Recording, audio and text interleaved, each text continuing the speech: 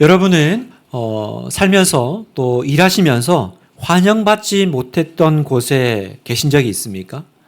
나를 좋아하지 않는, 나를 기뻐하지 않고 환영하지 않는 곳에서 내가 이야기를 하고 일을 하고 또 진행을 해야 될 때 여러분 기분이 어떠셨어요? 너무 힘들죠. 너무 힘들고 어렵습니다. 혹은 또 수년간 내가 열심히 노력했지만 아무런 결과가 없었을 때는 없었습니까? 그때는 내 안에 그런 고민이 들죠. 이걸 계속해야 될까? 아니면 포기해야 될까? 그런 진지한 고민이 누구나 들게 마련일 겁니다. 그 중국 소수민족 중에 하나인 리수족이라고 하는 민족에게 복음을 전한 제임스 프레이저 선교사님이 계십니다. 1900년대 선교사님인데 영국 런던에서 태어나서요. 임페리얼 칼리지에서 기계공학을 공부한 그는 전도 유망했던 자기의 전공과 또 어릴 때부터 피아노를 잘 쳤나 봐요. 두각을 드러냈던 피아노 관련된 그 진로를 포기하고요. 22살이 되던 해 중국 선교사로 자기의 삶을 헌신합니다. 그래서 프레이저 선교사님은 중국 남부 내륙의 험준한 협곡에 살고 있는 이 리수족이라고 하는 이 소수민족에게 가서 복음을 전하는데요. 6년간 힘썼지만 이렇다 할 성과가 아무것도 없었습니다. 리수족들은 처음에는 자기 말을 할 줄 아는 이 외국인 선교사에게 관심을 보이다가도 다시 기존에 자기가 믿던 주술이나 미신으로 금방 돌아가 버렸고요. 또 사람들의 시선들 때문에 기독교를 결국은 거부했습니다. 그러다 보니까 6년 동안 힘있게 열심히 사역했지만 한 명의 신자가, 개종자가 나오지 않는 상황이 된 거예요. 자, 그런 상황 가운데 프레이저 선교사님은 크게 실망합니다. 당시 프레이저 선교사님은 뭔가를 할 때마다 그 안에서 내면적인 목소리가 들렸다고 회고합니다. 아무 소용없어. 선교사로 부르심을 받았다고 생각했지만 그저 나만의 착각이었을 뿐이야. 나는 부름받지 못했던 거야. 그건 나만의 상상이었어. 돌아가서 실수였다고 인정하는 게 나을 거야. 그런 목소리가 그 안에서 계속 나왔다고 합니다.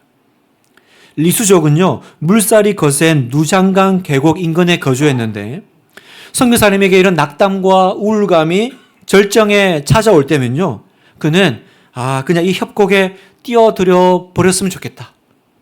그냥 그렇게 그냥 끝냈으면 좋겠다. 그런 생각을 여러 번 했었다고 솔직히 고백했습니다. 사랑하는 성도 여러분, 누구나 이런 선교사님과 같은 상황에 처하면요, 낙심과 좌절을 맛보게 되죠. 그리고 그냥 뭐든 이렇게 힘이 빠져버리는 거 아니겠어요? 여러분, 우리 주님도 놀랍게도 이 땅에 계실 때 사실은 이 선교사님과 같은 이런 대우를 받으면서 걸어가셨습니다. 여러분, 예수님이 이 땅에 오셨을 때 그분은 환영보다는 배척을 받으셨고요. 사랑보다는 핍박을 받았습니다.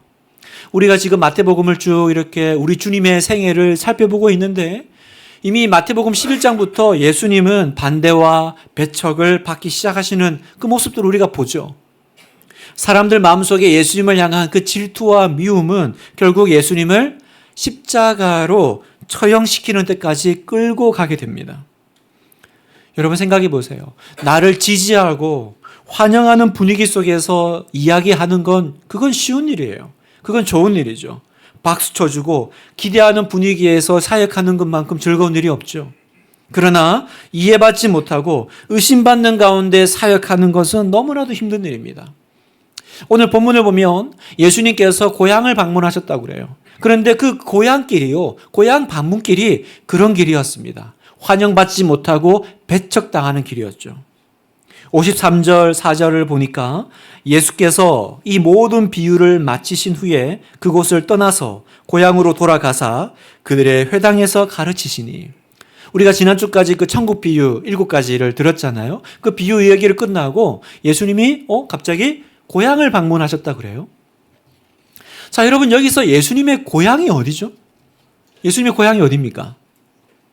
그렇죠. 예수님이 원래 태어나신 곳은 베들레헴 마구간이죠. 베들레헴에 태어나셨습니다. 그러나 우리가 보통 예수님의 고향 그러면 베들레헴을 말하지 않고 갈릴리 나사렛을 말합니다. 왜냐하면 예수님께서 대부분의 많은 시간을 갈릴리 나사렛에서 또 자라셨고 시간을 보내셨기 때문에, 그래서 예수님도 나중에 자기를 이렇게 호칭하실 때 나사렛 예수다 이렇게 자기를 드러내시죠. 자, 예수님께서 이 천국 이야기, 비밀 이야기를, 비유 얘기를 마치신 다음에 왜 갑자기 고향을 방문하셨을까요?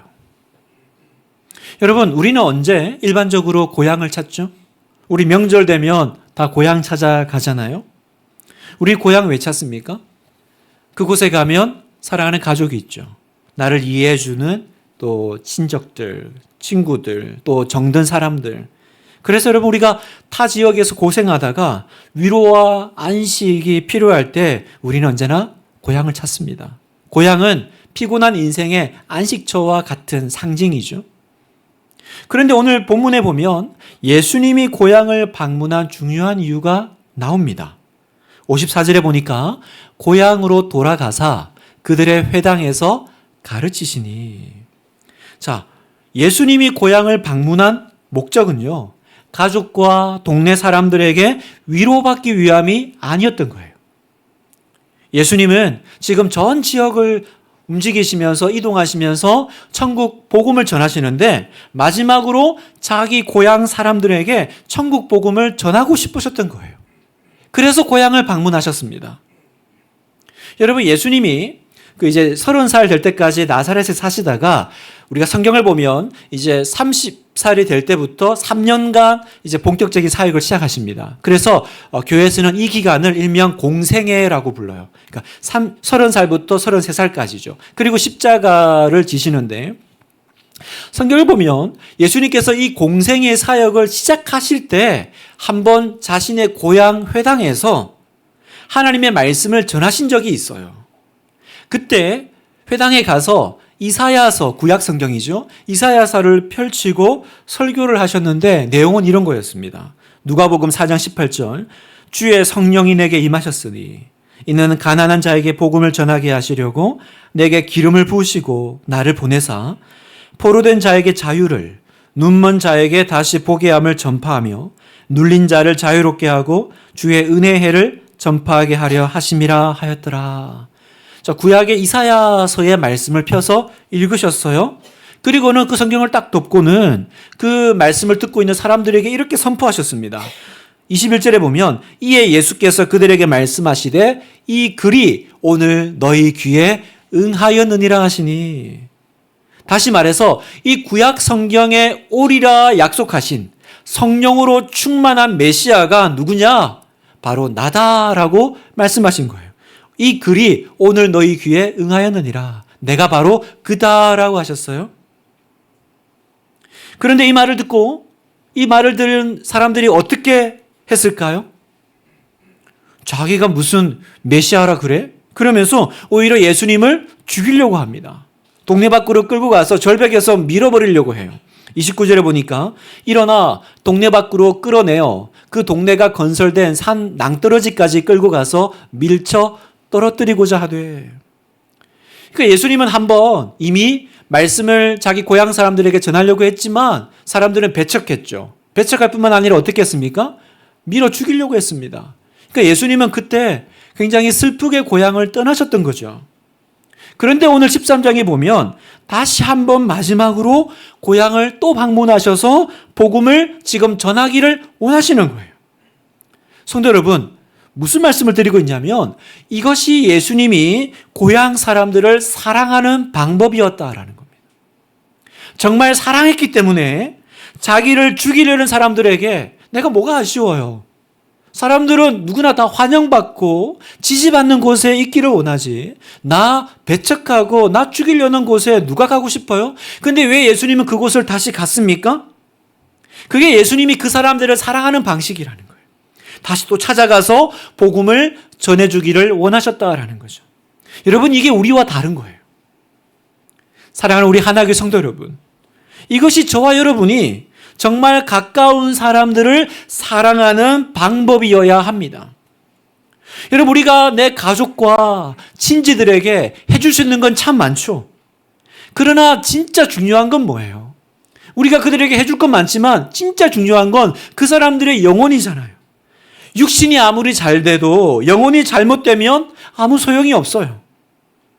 그래서 우리는 어떻게 합니까? 나를 반기지 않고 오히려 싫어하는 자리인데도 왜 내가 다시 그 자리를 가야 되죠? 내가 왜 그 길을 가야 됩니까? 왜 나를 거부하는 사람들에게 왜 내가 먼저 손을 내밀어야 하죠? 이것이 우리가 그들을 사랑하는 방식이라는 거예요. 왜 내가 거기 가야 되냐고요?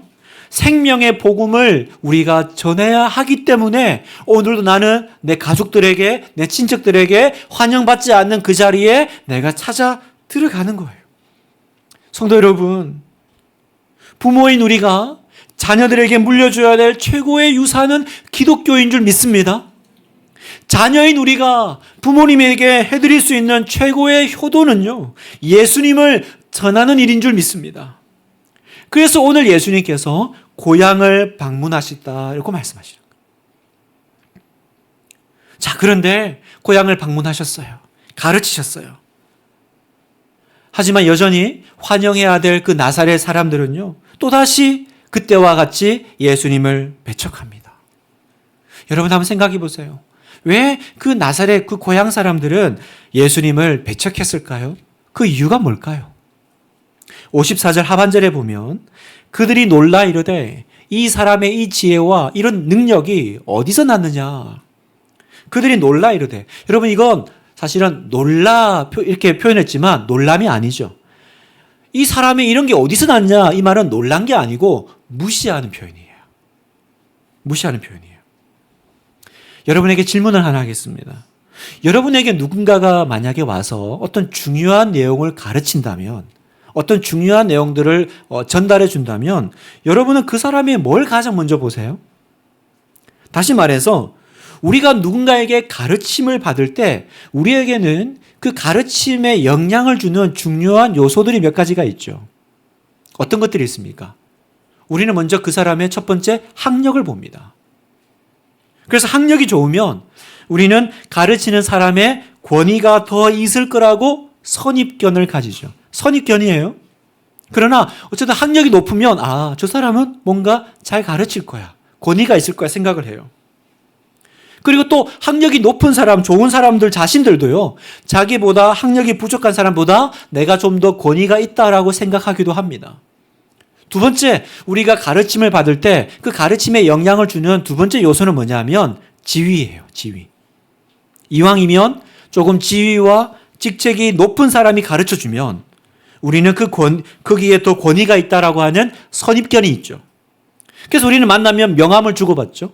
왜요? 그 명함에 적힌 직책이 높으면 그 사람이 말하는 말과 그 내용에 권위가 있다고 생각하기 쉽기 때문입니다. 그래서 세상에서는요, 지위가 높은 자리에 있는 사람이 전하는 말에 더 우리는 귀를 기울입니다. 어쩔 수가 없어요. 세 번째 요소가 있다면 나이죠. 나이. 여러분 아무리 좋은 가르침도요, 나보다 어린 사람이 가르치면 순수하게 받아들이기가 쉽지가 않아요. 특히나 한국처럼 이 장유유서 이런 유교적인 개념이 심한 곳일수록 더 그렇습니다. 그래서 한국 사람들만의 좀 특징이 있어요. 우리는 모여가지고 자기 소개하면 꼭 뭐라고 얘기해요? 저는 몇 년생 누구입니다. 나이를 밝혀요. 왜 밝혀요? 내 나이 밑으로는 까불지 마라 이거 아니겠어요? 그래서 우리나라에만 있는 굉장히 독특한 나이 계산법이 있죠. 뭐예요 여러분? 저는 빠른 78입니다. 네. 같은 연도라도 친구 안 하죠? 친절하게 얘기해 줍니다. 형이라고 불러 이렇게 얘기해 주죠. 무슨 말을 드리고 싶냐면 여러분 세상에서 우리가 뭔가를 가르칠 때 배울 때 권위가 있으려면 나이도 좀 있고, 그죠? 학력도 좀 있고, 또 지위도 나이도 나보다 좀 높아야 되는 거예요. 이런 요소들이 가르침을 받을 때 굉장히 중요하게 작용한다는 거죠. 이 말은 뭐냐면 반대로 이런 요소들이 없으면 우리는 순수하게 잘 못 받아들이더라는 거예요. 제가 왜 이 얘기를 드리냐면 예수님의 고향 사람들이 예수님을 배척했던 이유가 바로 여기 있다는 거예요. 제가 앞에서 말씀드렸던 이 요소들을 생각을 하면서 55절, 56절을 한번 읽어보세요. 자, 제가 한번 읽겠습니다. 이는 그 목수의 아들이 아니냐? 그 어머니는 마리아, 그 형제들은 야고보, 요셉, 시몬, 유다라 하지 않느냐? 그 누이들은 다 우리와 함께 있지 아니하냐? 그런즉 이 사람의 이 모든 것이 어디서 났느냐 하고 예수를 배척한지라. 어떤 느낌인지 하고 오시죠? 이는 그 목수의 아들이 아니냐. 지금 예수님이 오셔서 하나님 나라와 복음의 그 중요한 말씀을 전하시는데 난 니네 집안 알아. 너 마리아 아들이잖아. 네 아버지 목수잖아. 너도 목수고. 보아하니 공부도 많이 한 것 같지도 않고 어디 좋은 학교 다녀다 온 것 같지도 않고 나이도 지금 뭐 30살도 안 된 시퍼렇게 젊은 게 어디서 와서 지금 가르치냐. 지금 이 얘기 아니에요? 이 뉘앙스죠. 그래서 어떻게 해요? 결국 예수님을, 그 귀한 예수님을, 복되신 예수님을 영접하지 않아요. 여러분, 얼마나 안타까운 일입니까? 예수님이 찾아오셨어요. 내가 주님을 만나라고 하고 찾아가도 시원찮을판에 그 복되신 예수님이 오늘 우리의 마을로, 내 인생에 걸어 들어오시는데 내 안에 뭐가 발동돼요? 이 방해 요소들이요. 학력, 지위, 나위, 또 뭐가 있을까요? 그 많은 것들이 내 안에서 막 발동되면서 어떻게 돼요? 그것들이 내 안에 예수님을 밀어내요. 예수님을 내 가정에서 밀어냅니다. 예수님을 내 인생에서 밀어내기 시작하더라는 거예요. 자, 57절을 읽겠습니다. 시작. 예수를 배척한지라. 예수가 그들에게 말씀하시되 선지자가 자기 고향과 자기 집 외에서는 존경을 받지 않음이 없느니라 하시고, 예수를 배척한지라 그러면서 선지자가 자기 고향과 집 외에는 존경을 받지 않음이 없다. 여러분, 이 말이 뭐냐면 뭐 여러 가지 뜻이 있지만 사실은 이 얘기예요. 지금 온 나라가, 세상 모든 사람들이 다 예수님이 누구신지를 알고 믿고 있는데 너희만 안 믿는다는 거예요. 너희만 안 믿는다는 거예요. 그럼 왜? 다 모르는 사람들도 다 예수를 믿고 예수님을 영접하는데 예수님을 가장 잘 알고 있다고 하는 이 고향 사람들, 예수님을 가장 잘 알고 있다는 가족들이 왜 예수님을 거부할까요? 바로 그들 안에 있는 이 선입견, 편견, 또 과거의 경험들에 내가 붙들려 있으니까 계속 내가 비교하고 무시하고 거부하는 거예요. 그래서 예수님이 그런 마음들을 일컬어서 뭐라 부르냐면 선지자 고향 사람들의 마음이다라고 말씀하신 거죠. 선지자의 고향 사람들의 마음. 성도 여러분, 이 선지자의 고향 사람들의 마음이 뭔지 아시겠죠? 여러분, 이 마음이요, 이 나사렛 사람들의 마음속에만 있습니까? 아니요. 저와 여러분 안에 모든 사람들의 마음속에 이런 마음이 있어요. 여러분, 우리가 이 마음을 정리하고 이 마음을 제거하지 않는 한 우리 안에서요, 인격이 성장하고 신앙 성장이 이루어지기는 너무너무 어렵습니다. 무슨 말이냐면 여러분은 성경을 읽을 때, 여러분의 목사님의 말씀을 들을 때 어떤 마음으로 들으세요? 주여 말씀하소서, 주의 종이 듣겠습니다. 그렇게 하나님 말씀으로 겸손히 받고 의지하세요? 아니면 나 알아, 나 다 알아, 그렇게 교만함으로 배척하고 거부하지는 않으세요?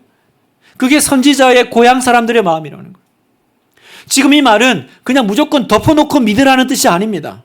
성경은 솔직한 의심과 질문을 던지는 사람에게는요, 언제나 답을 주세요. 답을 준비하고 계세요. 내가 바르게 믿기 위해서 성경을 펴는 사람, 말씀이 내게 뭐라고 하시나 내가 알고 배우기를 원하는 사람에게는 주님은 언제나 자신을 보여주셨어요. 대답해 주셨어요.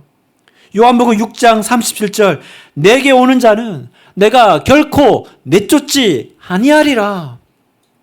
예수님은 자기를 찾아오는 사람을 거절하지 않으세요. 거부하지 않으세요. 내게 오는 자는 내가 결코 내쫓지 아니하리라. 누구든지 예수님을 진짜 내가 만나고 알기 위해서 찾아오는 사람은 반드시 만나주세요. 단 어떻게 해요? 겸손한 마음으로 내가 정말 주님을 만나기 원합니다. 답을 얻기를 원합니다. 그러면 주님은 답을 주시는 거예요. 그러나 선입견과 편견을 가지고 성경 조금 기독량에서 알고 있다라는 그 착각을 가지고 주님께 나오면 그 사람은 생명 대신 예수 그리스도를 놓칠 수밖에 없다는 거예요. 그래서 어떤 결과가 됐습니까? 58절 같이 읽겠습니다. 시작. 그들이 믿지 않음으로 말미암아 거기서 많은 능력을 행하지 아니하시니라. 그들이 믿지 아니함으로 말미암아 어떤 결과가 나왔어요? 아무런 기적과 능력을 그 자리에서 하지 않으셨더라는 거예요. 여러분, 예수님은 다른 곳에서는 얼마나 많은 기적들을 일으키셨는지 몰라요. 그런데 유독 이 나사렛이라고 하는 이 지역에서는 아무 기적을 행하지 않으셨어요. 왜요? 예수님에게 능력이 없어서가 아니라 뭐가 문제예요? 예수님에게 능력이 있어도 그 능력을 믿지 않으면 기적은 나타나지 않더라는 거예요. 믿지 않으면 능력이 없어요. 여러분이 잘 아시는 축구 선수 중에 이영표 씨가 있죠. 그 2002년 월드컵 때 활약하셨던 그분이 보니까 굉장히 늦게 예수를 믿었더라고요. 근데 이분이 항상 그 주장이 뭐냐면 보여주면 믿겠다라는 거예요. 그러니까 이분 주변에 예수 믿는 사람들이 많으니까 전도를 했는데 이분 굉장히 뭐 보기에도 그렇지만 합리적이고 꼼꼼하고 그죠? 이성적이고 그러니까 보여주면 믿겠다. 보여주면 믿겠다. 그런데 이분이 어떻게 믿음을 갖게 됐냐? 그 계기가 있어요. 자기가 보니까 성경에 예수님을 본 사람들에 의해서 예수님이 십자가에 못 박혀 죽으시더라는 거예요. 예수님 앞에서 자기는 뭐라고 했어요? 보여주면 믿을겠지만 막상 본 사람들이 믿었냐? 믿기는커녕 오히려 예수님을 죽이더라는 거예요. 눈으로 본 것으로 믿는 게 다가 아니구나. 믿음이 눈으로 증명되는 게 아니구나. 여러분 실제로요. 지구가 자전도 하고 공전도 하죠. 여러분 지구가 얼마나 빠른 속도로 움직이고 있어요? 여러분 지구 공전 속도가 무려 시속 10만 6,560km래요. 이게 얼마나 빠른 거냐면 총알보다 8배 빠른 속도래요. 그런데 여러분 여기서 그 속도 느끼는 분 계세요? 막 어지럽고 괴로운 분 계세요? 지구가 그렇게 빨리 지금 총알보다 8배나 빠르게 움직이고 있지만 우리는 아무도 느끼지 못해요. 그러면 우리가 내가 느끼지 못하고 보지 못하니까 그건 없는 겁니까? 그게 아니잖아요. 그래서 이분이 생각했대요. 어쩌면 내가 믿지 않았기 때문에 하나님을 볼 수 없었던 게 아닐까? 그래서 보여주면 믿겠다라고 한 분이 이제는 내가 그냥 믿기로 결정한 거예요. 그런데 놀랍게도 그가 하나님을 믿기로 결정한 순간 하나님이 느껴지기 시작하고 하나님이 믿어지기 시작했다는 거예요. 그래서 그분의 얘기 보면 그 하나님이 느껴지고 믿어지는 그 어떤 그 기적 같은 그런 간증들의 이야기가 참 많은데 중요한 건요, 여러분. 내가 말씀을 들을 때 우리 안에 내 안에 여러분만의 여러분의 믿음을 방해하는 요소들이 있어요. 마치 나이나 지위나 학력이나 그런 것들처럼 나로 하여금 내가 믿어야 되는데 계속 걸려 넘어지게 하는 여러분만의 장애물들이 있죠.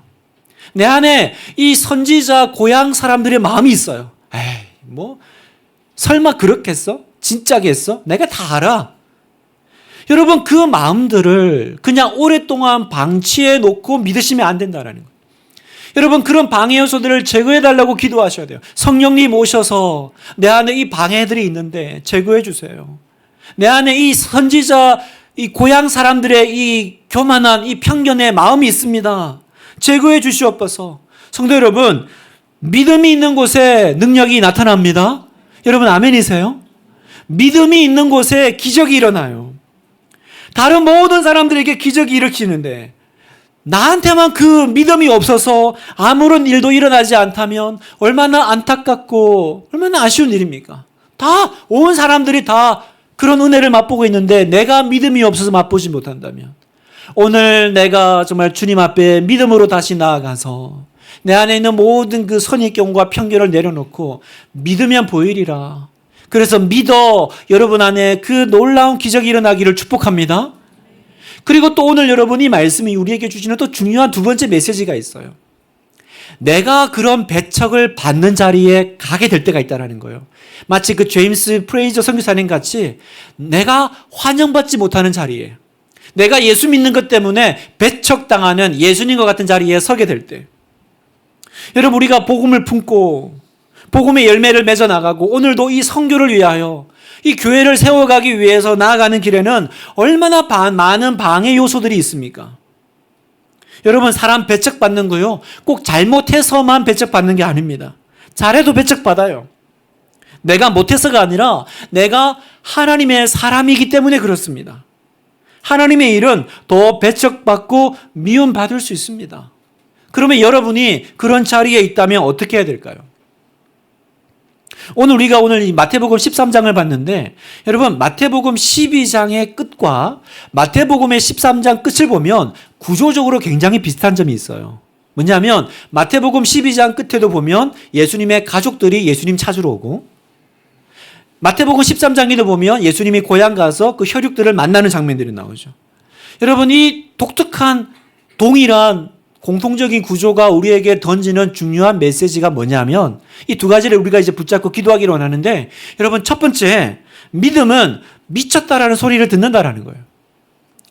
놀랍게도 제대로 된 믿음은 가까운 사람들에게 이상하다는 소리를 듣는다라는 거예요. 여러분, 예수님은 지금 이 오늘 읽은 본문에서 지금 고향 사람들에게 혈육들이잖아요. 친족들에게 배척을 당하는 뿐만이 아닙니다. 사실은 예수님의 마음을 가장 아프게 했던 건 가족들의 배척이죠. 아까 얘기했던 마태복음 12장 끝에 보면 가족들이 나온다고 그랬잖아요. 자, 12장 46절. 예수께서 무리에게 말씀하실 때에 그의 어머니와 동생들이 예수께 말하려고 밖에 섰더니, 예수님의 가족들이 예수님을 찾아왔어요. 왜 찾아왔을까? 요한복음 7장 5절. 이는 그 형제들까지도 예수를 믿지 아니함이로라. 믿지 않을 정도가 뿐만 아니라 사람들이 예수님을 향해서 미쳤다고 할 때 가족들도 일정 부분 동의했다라는 거예요. 마가복음 3장 21절. 예수의 친족들이 듣고 그를 붙들러 나오니 이는 그가 미쳤다 함이로라. 그래서 찾아온 거예요. 그래서. 여러분, 왜 예수님의 가족들은 예수님을 안 믿었어요? 예수님을 구원자라고 믿지 않고 오히려 미쳤다고 같이 손가락질하고 잡으러 다녔을까요? 왜냐하면 내가 예수님을 다 안다고 생각하고 예수님이 누구신지 완전히 이해하지 못했기 때문입니다. 그들 안에도 편견과 선입견이 있었던 거예요. 그래서 이 편입견과 선입견과 그 편견이 언제 깨지냐? 언제 이 사람들이 비로소 예수님을 믿냐면 예수님이 십자가에 죽으시고 부활하신 예수님 만났을 때, 부활하신 예수님 만났을 때 그제서야 예수가 그리스도시고 구원자시구나 제대로 믿게 됩니다. 사랑하는 성도 여러분, 우리 안에 있는 이 믿음의 의심의 이 갈등이 언제 끝나는 줄 아세요? 여러분이 부활하신 예수님을 하나님의 아들로 믿게 될 때, 그때 여러분 안에 있는 그 의심이 끝나요.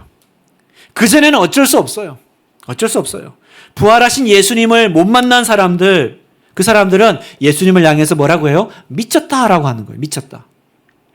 무슨 말이냐면, 여러분 잘 들어보세요. 어떤 면에서 신앙생활을 한다라는 건요, 미쳤다라는 소리를 조금 들어야 하는 면이 있습니다. 아니, 예수님을 믿고 사는데, 교회를 다니고, 예배 드린 지가 꽤 되는데, 평생 동안 그 누구에게도 미쳤다 이런 욕을 한 번도 듣지 못했다면, 진지하게 내가 정말 제대로 신앙생활을 하고 있는 게 맞을까? 한번 자신에게 질문을 던져보세요. 우리가 정말 심각하게 생각해야 될 것은 뭐냐면, 예수님 때문에 한 번도 미쳤다라는 얘기를 듣지 못하면서 너무 정상적으로 살고 있는 우리의 삶이라는 거예요. 이게 심각한 거예요. 왜냐하면 제대로 믿으면 미쳤다는 얘기를 듣는단 말입니다. 사도행전 26장 24절 같이 한번 읽어보겠습니다. 시작. 바울이 이같이 변명하매 베스도가 크게 소리내어 이르되 바울아 네가 미쳤도다. 여러분, 사도 바울이 알다시피 정말 예수님을 믿기 전에는 안티 중에 그런 안티가 없었죠. 그러나 믿고 나서는 제대로 믿었어요. 대충 믿지 않고 제대로 믿으니까 어떻게 돼요? 바울아 네가 미쳤도다. 그런 욕을 먹은 거예요. 성도 여러분, 오늘 우리의 문제는 뭐냐면 내가 예수님을 제대로 믿지도 않고 있는데 사람들이 나보고 미쳤다고 하는 거죠. 무슨 말인지 이해가 됐어요, 여러분? 여러분, 이건 칭찬이 아니에요. 이건 제대로 된 게 아닙니다. 근데 내가 하나님을 잘 믿으려다가 욕먹고 불이익당하고 손해보는 거, 이거는 제대로 된 거예요. 이거는 괜찮아요. 예수님 제대로 믿으려다가 사람들이 네가 제정신이 아니구나, 어떻게 그런 결정을 내려? 이런 소리 듣는 거는 괜찮다라는 거예요. 오늘 여러분에게 도전합니다. 내가 하나님을 위해서 한 번은 미친 삶을 선택할 수 있기를 축복합니다. 하나님은 그 미친 사람을 들어 쓰시더라고요. 하나님은 그 미친 사람에게 주목하시더라고요. 두 번째, 하나님 우리에게 새로운 영적인 가족을 주십니다. 여러분, 내가 가장 나에 가까운 사람들, 누구보다 나를 이해해줘야 될 사람들 혹은 가족, 고향 사람들이 나를 이해하지 못하고 배척할 때 어떠세요? 그것만큼 서글픈 일이 없죠. 그런데 그때 하나님이 주신 선물이 있어요. 자, 마태복음 12장에서 예수님의 그 가족들이 예수님 잡으러 왔을 때 예수님 뭐라고 그랬냐면 12장 49절 50절 같이 한번 읽어보겠습니다. 시작. 손을 내밀어 제자들을 가리켜 이르시되 나의 어머니와 나의 동생들을 보라. 누구든지 하늘에 계신 내 아버지의 뜻대로 하는 자가 내 형제요 자매요 어머니니라 하시더라. 이 말이 무슨 말이냐면 예수님이 지금 가족 관계를 싹 무시하고 있는 게 아니에요. 그 얘기가 아니라 때로는 가족이 우리를 이해하지 못하고 오히려 나의 사역을 방해하고 나를 힘들게 할 때 그때 하나님은 혈연을 뛰어넘는 새로운 영적인 가족을 우리에게 주신다라는 거예요. 그래서 우리가 다시 용기를 내고 힘을 얻어서 하나님의 일을 해나갈 수 있도록 하나님이 도와주신다라는 그 이야기입니다. 그러니 여러분, 내 옆에는 아무도 없어. 나를 이해해 주는 사람도 없어. 우리 집에 나 혼자 예수 믿어. 가족들이 다 나 손가락질해. 아무도 나를 인정해 주지 않아. 그럴 때요, 낙심하고 좌절하지 마세요. 왜냐하면 하나님이 함께 할 수 있는 사람들을 반드시 여러분 주변에 두시기 때문입니다. 영적인 가족을 주세요. 그래서 여러분 어떻게 됩니까? 아, 하나님이 나 혼자 두지 않고 나에게 영적인 힘을 주는 사람들을 두신다는 그 믿음을 가지고 주변을 살펴보세요. 그 사람들을 찾으세요. 사귀고 연결되고 협력하면 우리는 다시 힘을 내어서 이 하나님의 일을, 이 믿음의 길을 걸어갈 수 있게 되더라는 겁니다. 여러분의 일생을 돌아보면, 저의 일생을 돌아보면요, 하나님은 반드시 그때마다 저에게 필요한 사람들을 주셨습니다. 여러분도 주셨어요. 아멘이시죠, 여러분? 우리는 절대로 혼자 가지 않아요. 반드시 하나님께서 내가 이렇게 가장 가까운 사람들에게 이해받고 지지받지 못할 때 그 힘든 자리에 모든 것을 포기하고 싶은 그 순간에 나에게 새로운 영적 가족을 주셔서 함께 통과하게 하시는 거예요. 그러니까 오늘 우리가 세상에 살 동안은 이렇게 사는 사람 나밖에 없는 것 같고 예수 믿는 사람 나밖에 없는 것 같지만 주일날 교회 와서 앉아있으면 이렇게 수많은 사람들이 이 길을 함께 걸어가고 있구나. 그러니까 우리가 예배의 문을 열고 들어오면 은혜 받는 거예요. 뭘 해서가 아니라 이 길을 걸어가는 세상에서는 나만 이렇게 살아. 나만 외로워. 그랬던 내가 교회를 와서 보니까 아니구나. 하나님이 이 길을 걸어가는 이 영적인 가족들을 나에게 주셨구나 깨닫고 힘을 얻게 되는 거예요. 여러분, 말씀을 마무리하면서 제가 서두에 제가 말씀드렸던 그 제임스 프레이저 선교사님 이야기는 어떻게 됐을까요? 낙심과 포기의 갈림길에서 이 선교사님은 더 절실히 기도하는 편을 선택합니다. 그리고 매일 일기를 쓰면서 자신의 마음과 영혼을 추스려요. 제가 그 일기 중에 몇 부분을 읽어드리겠습니다. 1916년 1월 4일 결과 없는 걸 슬퍼하지 않으려고 한다.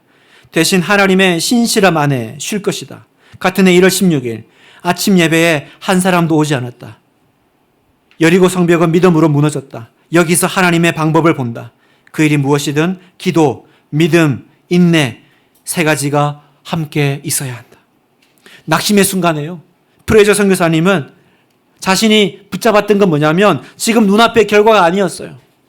낙심의 순간에 그를 붙잡았던 건 하나님은 반드시 일하신다라고 하는 믿음이었어요. 그래서 낙심의 순간에 꾸준히 기도하면서 이 영적 침체기를 벗어납니다. 그리고 아무도 알아주지 않아도 개종자가 없어도 사역을 해요.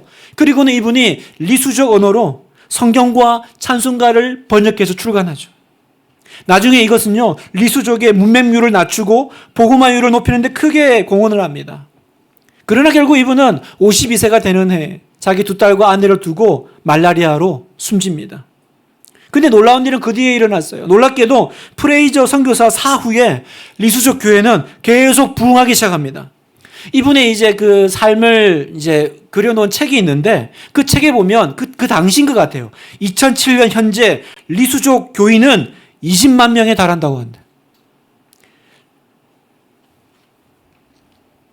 여러분, 리수족 기독교인들이요, 사후의 그를 위해서 비문을 세웠어요. 그 비문에는 그 리수족 교인들이 이렇게 글을 남겼습니다. 프레이저는 고난으로 많은 눈물을 먼저 뿌려야 했다.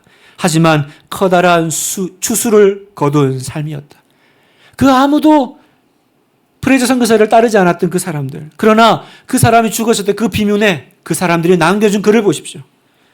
고난으로 많은 눈물을 먼저 뿌려야 했지만 하지만 커다란 추수를 거둔 삶이었다. 사랑하는 성도 여러분, 눈물이 나더라도 울더라도 포기하지 않고 씨를 뿌리시기를 축복합니다. 믿음을 방해하는 요소들을 제거하고요. 내가 제대로 믿기로 결단하십시오. 믿음의 길은요. 항상 환영받고 칭찬받는 게 아니에요. 배척과 거부가 있어요.